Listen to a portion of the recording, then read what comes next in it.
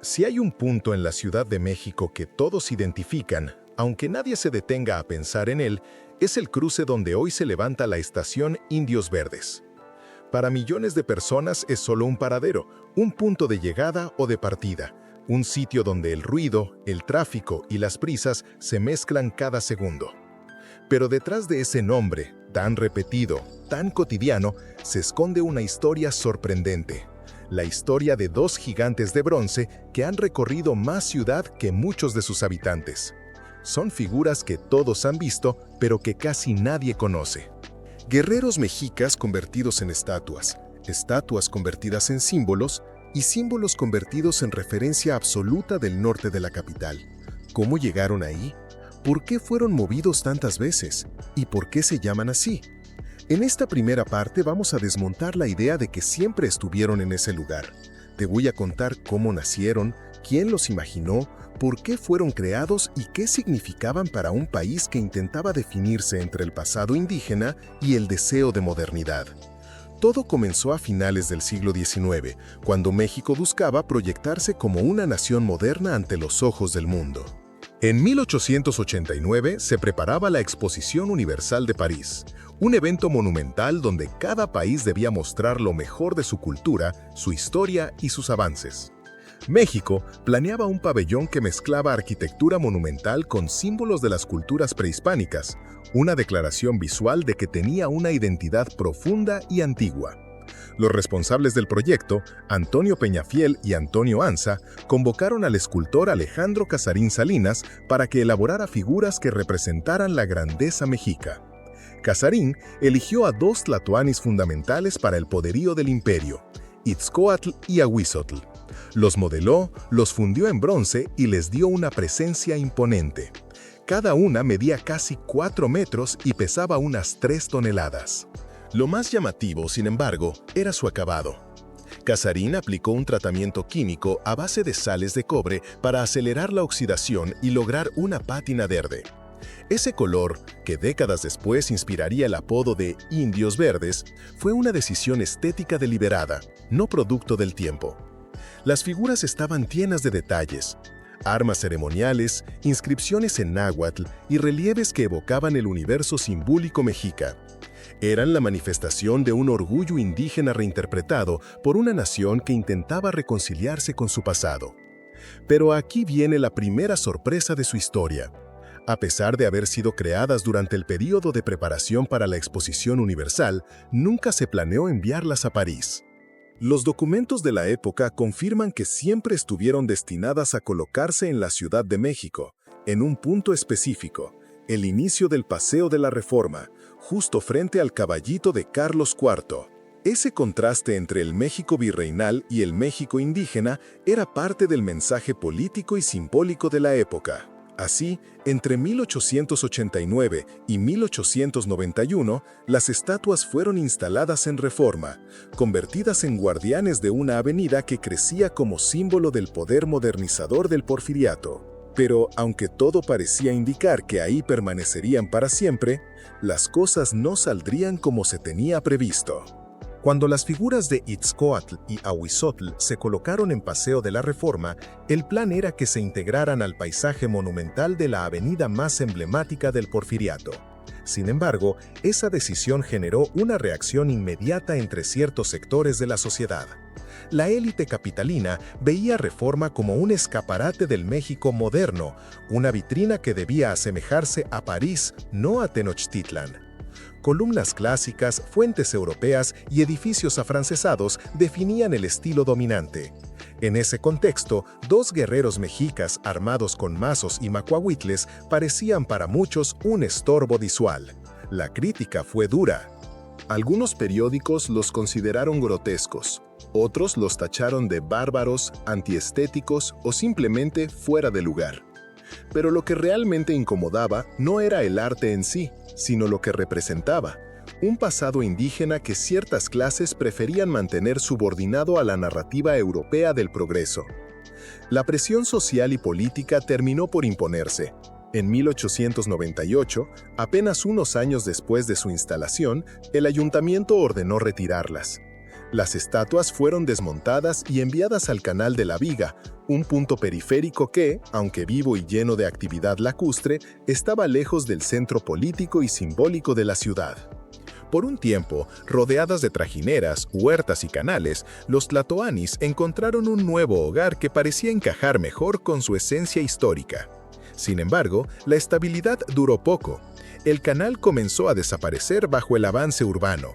Las fábricas ocuparon su lugar y las esculturas quedaron relegadas entre construcciones improvisadas.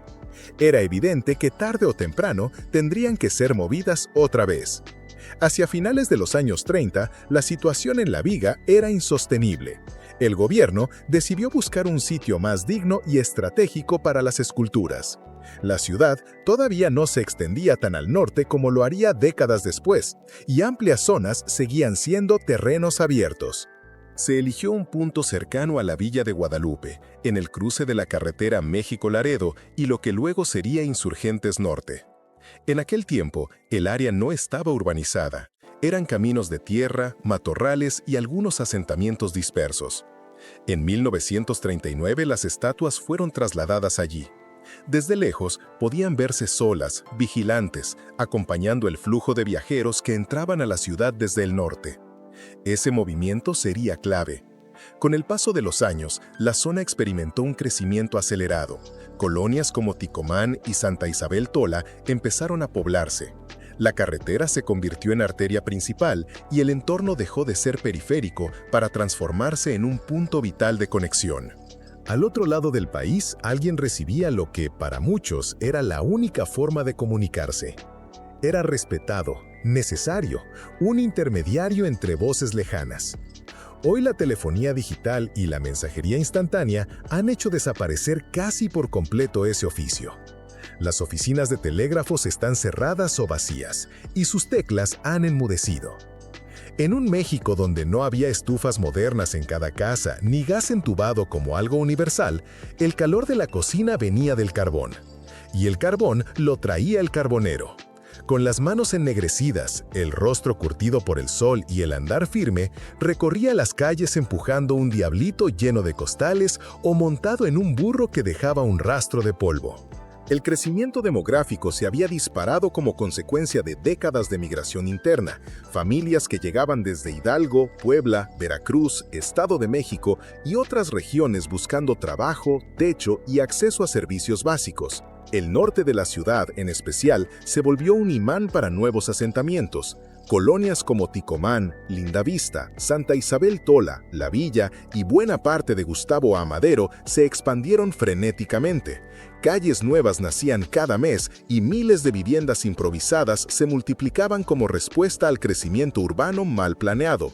Ese crecimiento trajo consigo un problema urgente: la movilidad.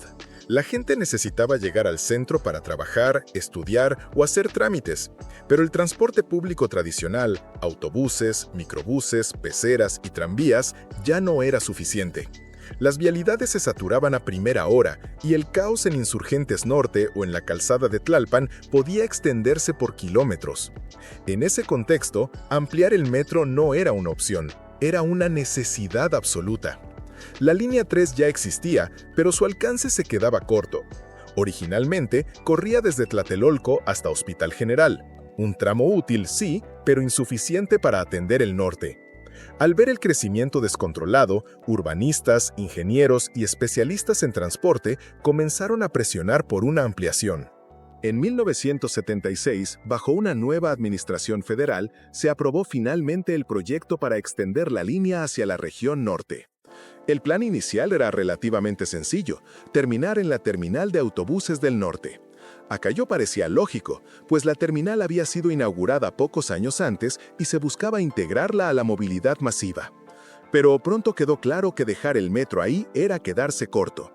Los estudios de demanda mostraban que el mayor flujo de pasajeros no venía de la terminal sino de aún más al norte, de los municipios conurbados, de las colonias que trepaban a los cerros y de las comunidades que colindaban con Ecatepec y Tlalnepantla. Así que el proyecto se replanteó. Se propuso llevar la línea todavía más lejos, hasta un punto que conectara de manera directa con los asentamientos del norte profundo. Fue entonces cuando apareció el nombre de Zacatenco como posible estación terminal por su cercanía con el Instituto Politécnico Nacional. Pero mientras los técnicos analizaban rutas y viaductos, surgió una decisión inesperada. La terminal no estaría en Zacatenco, estaría justo en donde se encontraban las estatuas. Ese cruce, Insurgentes Norte, la autopista a Pachuca y el acceso natural al Valle de México tenía un enorme peso simbólico. Era, literalmente, la puerta de entrada a la capital. Si el metro iba a extenderse, tenía sentido que llegara hasta ahí. Y como nadie llamaba a aquella zona por su nombre oficial, sino simplemente Indios Verdes, era evidente que ese debía ser el nombre de la estación. Una vez tomado el acuerdo, comenzó la parte difícil: construir la estación sin eliminar ni dañar las esculturas, que para entonces ya eran referentes adoptados por todos.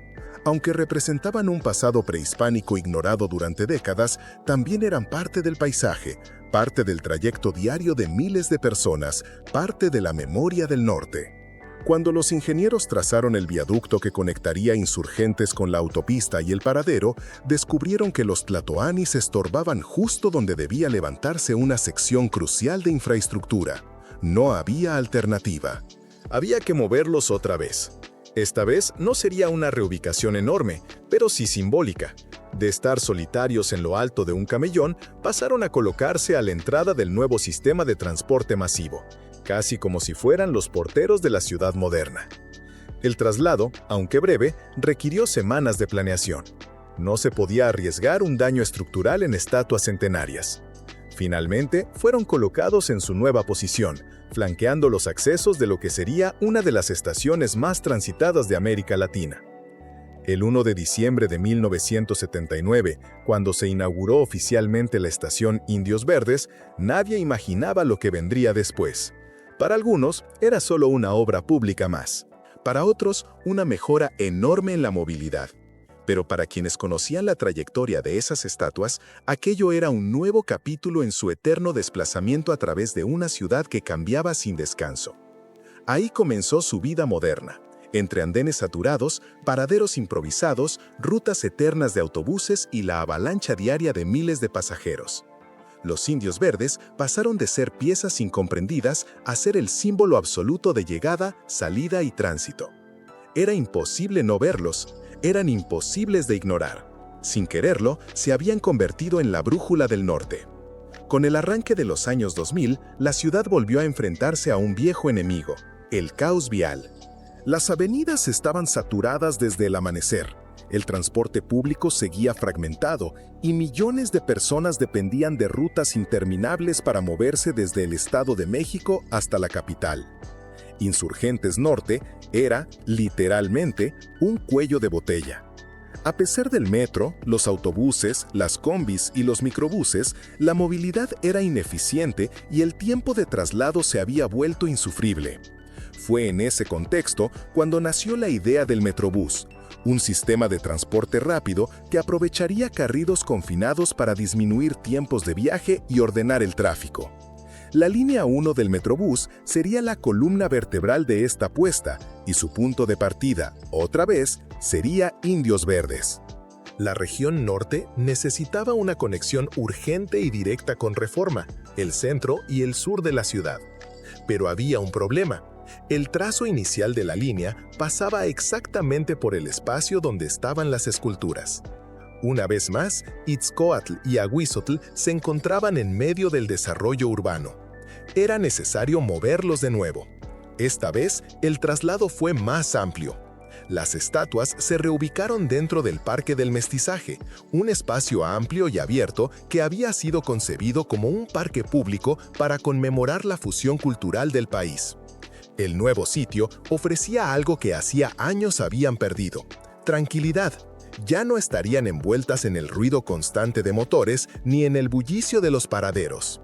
Podrían volver a ser observadas sin prisas, sin caos, sin tráfico. Las reubicaron apenas 500 metros al sur, pero el cambio de ambiente era radical. Antes de reinstalarlas, el escultor Ricardo Prado realizó un proceso minucioso de restauración. Pulió a superficie, corrigió daños acumulados por la contaminación.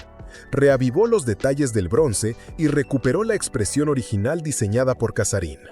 Cuando volvieron a ser develadas, los indios verdes lucían renovados, como si hubieran recuperado parte del respeto que se les había negado durante décadas. Pero la ciudad no se detuvo. Al contrario, siguió expandiéndose como un organismo vivo. En los años siguientes llegaron nuevos sistemas de transporte. El Mexibús, que conecta Ecatepec, el Cablebús, que recorre las laderas del norte, el Mexicable, que se extiende por los cerros del Estado de México, y nuevas rutas hacia Tlalnepantla, Tecámac y Coacalco. El norte se convirtió en una gigantesca interfaz urbana donde todo pasa, todo se mezcla, todo se mueve. Y aún así, entre ese flujo interminable de personas, tráfico, establecimientos, puestos ambulantes, viviendas populares, avenidas saturadas, comida callejera y ruido constante, siguen ellos, firmes, erguidos, inmóviles, pero más presentes que nunca. Testigos de cada ola migratoria, cada obra pública, cada cambio de gobierno, cada transformación urbana. Han visto el canal convertirse en avenida, la nada convertirse en ciudad y el polvo convertirse en barrios enteros. Han visto levantarse mercados, desaparecer fábricas, crecer colonias, multiplicarse comercios. Han visto a miles de personas usar sus sombras como punto de encuentro. Te veo en los indios verdes. Ahí nos juntamos, nos vemos junto a las estatuas. Hoy, más que esculturas, son un símbolo emocional de la ciudad. Representan resistencia, permanencia y memoria. Fueron desplazados una y otra vez, ignorados por las élites, arrinconados en zonas marginales, utilizados como referencia geográfica sin que casi nadie supiera realmente quiénes eran. Y aún así, sobrevivieron a todos los cambios. Los indios verdes no obtuvieron fama internacional, no brillaron en París, no fueron celebrados en exposiciones mundiales, pero terminaron siendo algo más poderoso, un punto cardinal emocional del Valle de México, un lugar que resume lo que es esta ciudad, caótica, móvil, desigual, imparable, pero también orgullosa de su historia. Los dos tlatoanis de bronce siguen ahí, observando.